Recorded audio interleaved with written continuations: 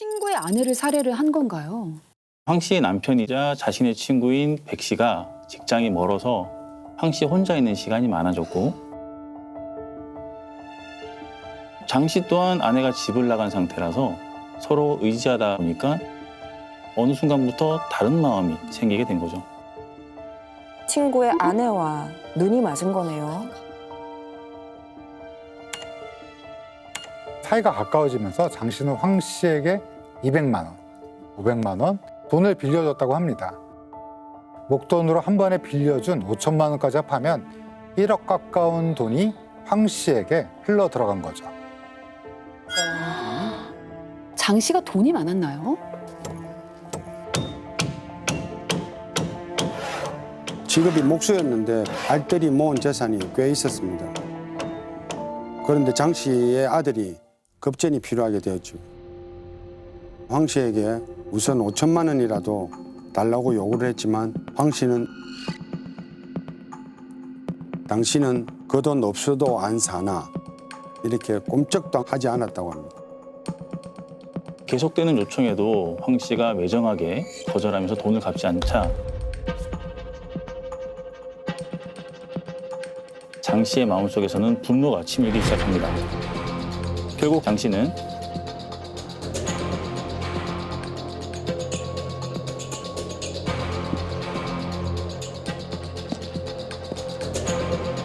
새벽에 황 씨 집에 찾아가 현관 문 앞에 신호를 뿌리고 불을 붙였습니다.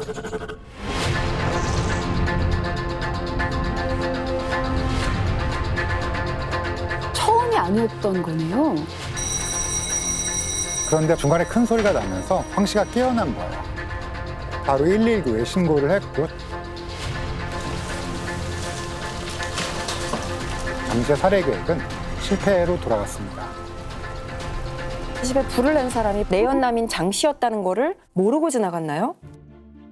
실패하자마자 바로 도망갔기 때문에 방화 사건은 미제로 남은 상황이었습니다. 장 씨가 목수잖아요. 화재로 엉망이 된 황 씨의 집을 도배도 해주고 고쳐주고 집수리를 도맡아 해주었다고 합니다. 걱정하고 위로해주는 척을 했다라는 거잖아요. 소름 끼치네요. 두 번째 살해 시도 계획은 더욱 치밀해졌습니다. 새벽 1시, 장 씨는 얼굴이 가려지는 등산 모자를 쓰고 손에는 장갑을 낀 채 황 씨의 집으로 향합니다. 배낭에는 칼 등의 범행 도구가 들어있었고요. 혹여나 족적이 남을 수도 있다는 생각에 평소 차에 보관했던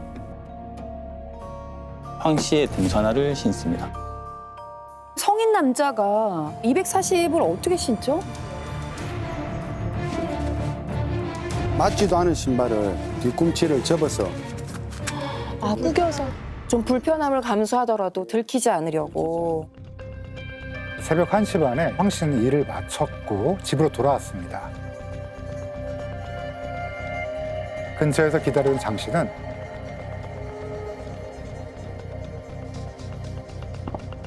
집으로 들어갔는데요.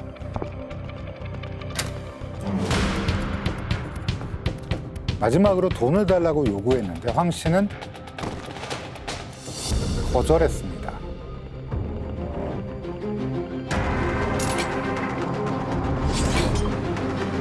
결국 장 씨는 계획대로 범행을 저지르게 된 거죠.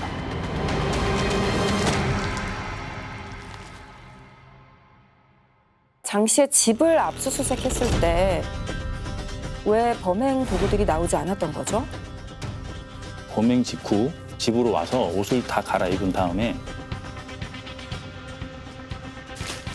인근 야산으로 올라갑니다.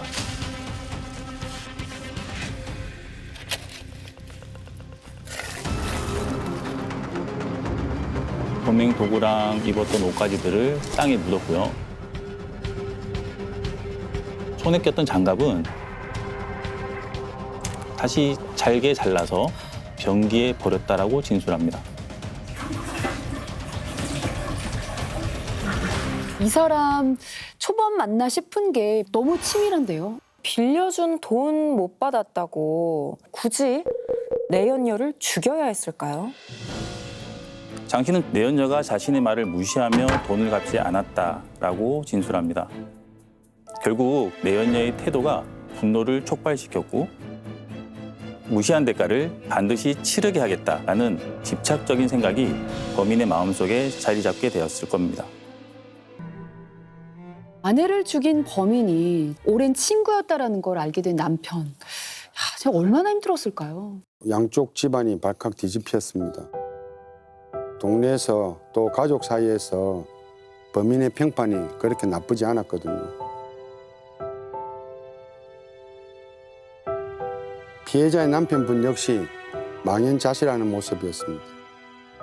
그런데 장 씨에 대해서 조사하던 서 형사님의 머리를 스치고 지나가는 한 가지 의문이 있었습니다. 3년 전 집을 나갔다는 장 씨의 아내가 자꾸만 신경이 쓰이더라고요.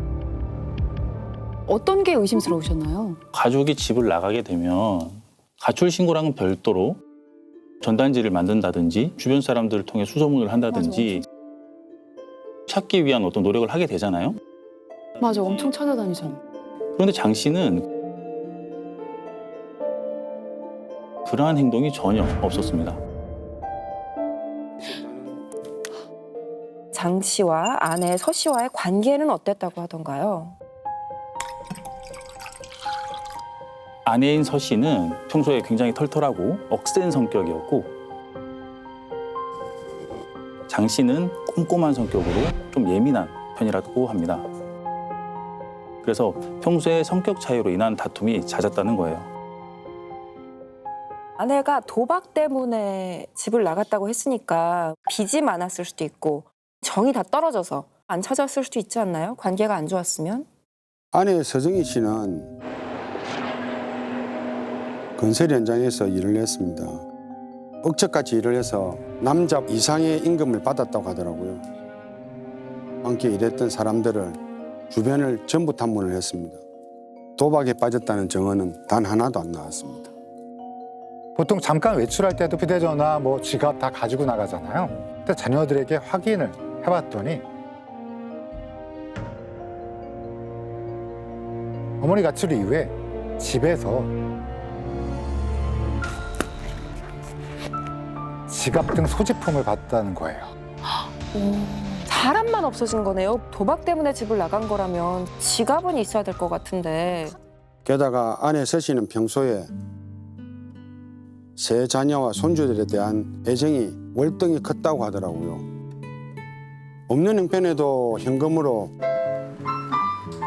손자의 피아노, 컴퓨터를 현금으로 사주기도 했고요. 애착이 그렇게 큰 사람이 나 몰라라 가출했다는 게 제일 이상했습니다.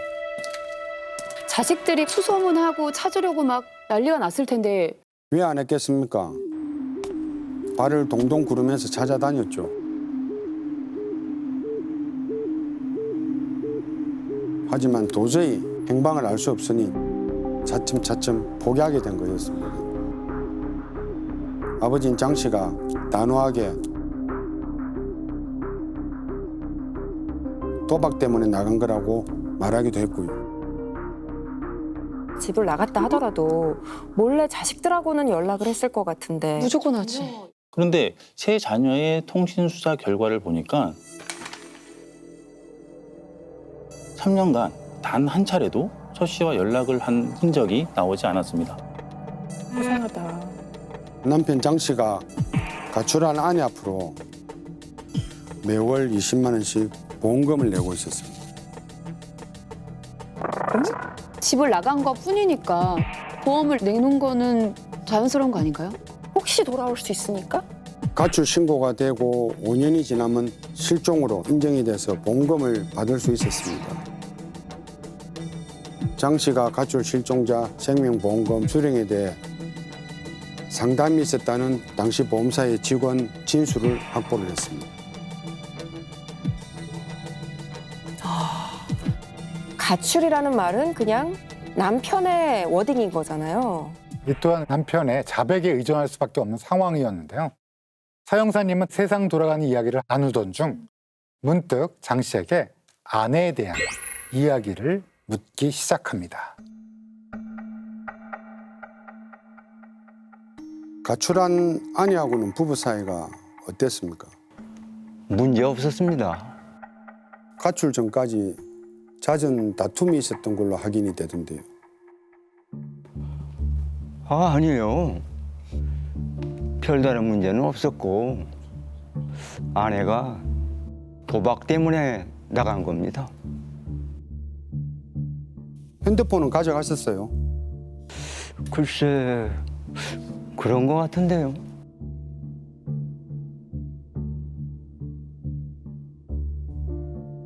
따님이 어머니 가출 직후에 핸드폰을 당신 집에서 봤다고 하던데 지갑도 있었다고 하고 자살하는 사람도 자비를 챙겨가는 게 당연한 건데 가출하는 사람이 어떻게 지갑, 핸드폰, 옷가지를 다 두고 갈 수 있습니까?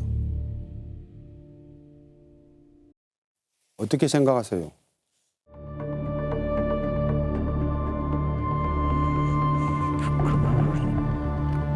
글쎄요. 아내 이야기를 물어보니까 조금 당황하는 것 같아요. 서영사님은 계속 몰아붙였습니다.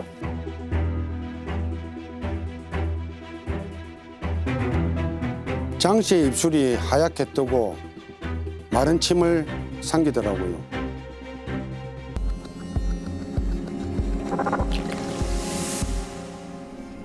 그거를 건넸죠. 토닥이면서 물 좀 마시라고. 목을 축이라고? 약간 어르고 달래는 작전 아닐까?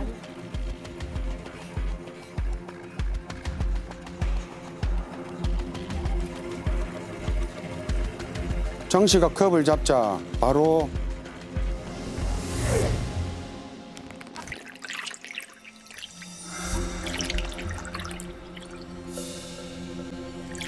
물이 찰랑거리면서 쏟아졌습니다.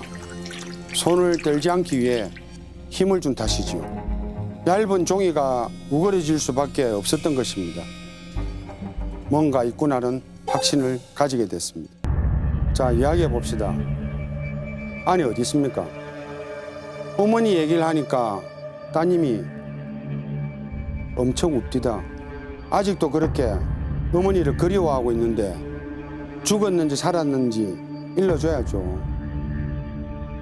자식이 제사를 지낼 수 있게 해야 하지 않겠습니까? 아내 어디 있어요? 혹시 고향에 있습니까?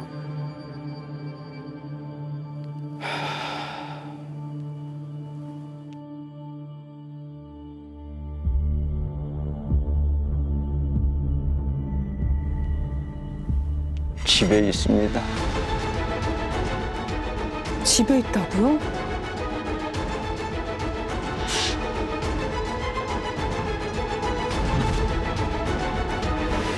부부가 짜고 보험 사기단으로 실종된 것처럼 숨어서 생활을 하고 있었던 건가요? 그럴 수 있어. 아니 집이 좁아서 있을 데가 없는데 집 어디에 있습니까? 어디에 있어요?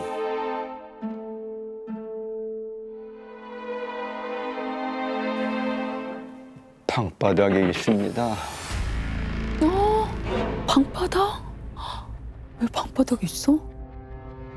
방바닥요? 그럼 아내를 죽여서 묻었다는 얘기입니까? 네. 진짜로? 소름이 돋아요. 아침 7시부터 현장 검증을 한다고 동네가 전부 주민들로 다 막아가지고 이거 진짜 실제 집이에요? 파는 거예요?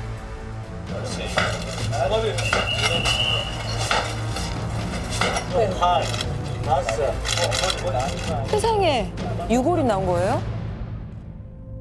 목수습 해가지고 봤는데 완전한 검은 비닐이 공처럼 포장을 했는데 냄새가 안 나고 백호라고 머리카락만 있더라고요. 시신을 집 바닥에 묻었다고? 방 안에? 이게 악마 이게 사람인가요? 아내를 왜 죽인 건가요? 평소 아내가 자신을 자주 무시했는데 어느 날 싸우던 중에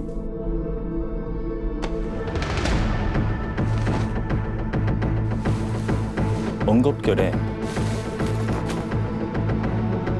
목을 졸랐다고 진술했습니다. 무시했다는 표현이 또 들어가네요. 장 씨는 어떻게 하면 좋을지 고민했습니다. 죽은 아내를 들고 여기저기 돌아다니면 목격자가 생길 것 같았대요. 그래서 차라리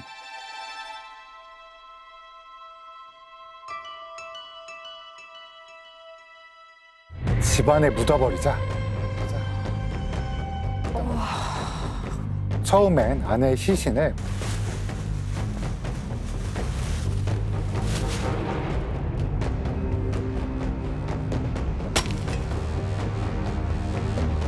부엌 바닥을 파서 묻었다고 합니다. 제정신은 아닌 것 같아요. 이 집에서 계속 먹고 자고 생활한 거죠, 장 씨는. 조사가 거의 마무리될 무렵 장 씨가 힘들게 입을 일더라고요. 할 말이 더 있다는 겁니다. 또 있어요? 필요한 게 있으면 더 말하라고 했더니 대뜸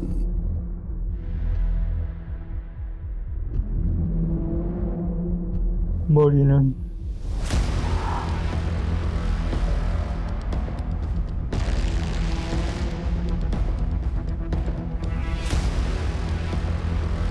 안방에 있습니다. 머리 그럼 따로 보관하는구나? 저도 듣고 순간 등골이 오싹했습니다. 미치겠다. 그럼 절단한 거예요? 몇 달 뒤에 배관 보수공사를 해야 했대요. 장 씨가 목수니까 본인이 혼자 그걸 다 한 거죠. 부엌에 있던 시신을 꺼내서 현관 쪽에 다시 묻으려 했는데 자리가 좀 좁더랍니다. 그래서 토막을 낸 거예요.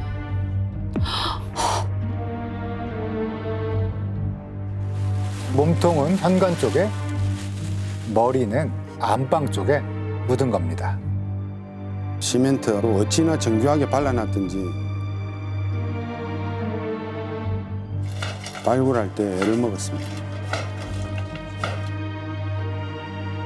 피해자의 머리 묻힌 자리가 범인의 머리맡이었습니다. 어? 장 씨는 원래 방바닥에서 잠을 잤는데 안방에 아내의 머리를 묶고 난 뒤에는 마음이 편치 않고 찝찝했대요.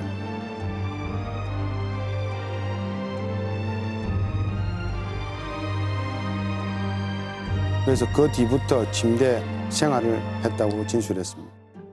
간격을 띄려고 침대를 사들였구나. 들을수록 너무 엽기적인 것 같아요. 이게 그러니까요, 말이 안 돼. 아니 무서운 걸 모르는 사람인가? 장 씨는 15년형을 선고받았습니다. 5년 전에 만기 출소했고요. 벌써 나왔어요? 2명이나 살해를 했는데 어떻게 15년밖에 안 나올 수가 있죠? 재판 당시 자녀들이 단원서를 제출했고 나이가 적지 않았던 것도 크게 작용한 것으로 알고 있습니다. 아, 서영선님이 집요하게 파고들지 않았으면 영구미제 사건이 될 뻔했다고 느껴집니다. 맞아요. 이 사건을 맡아들 당시에 제 개인적으로는 참 힘든 시기였습니다. 강력반 일이 고된 것에 비해서 성진도 늦었고 형사를 그만둘까 생각도 하고 감사하게 이 사건을 해결하면서 특진도 했고 형사라는 직업에 대해서 다시 생각해보는 계기가 됐습니다. 모든 사건은 진심으로 대해야 하고 피해자를 내 가족으로 생각한다면 해결하지 못할 사건은 없다고 저는 생각합니다.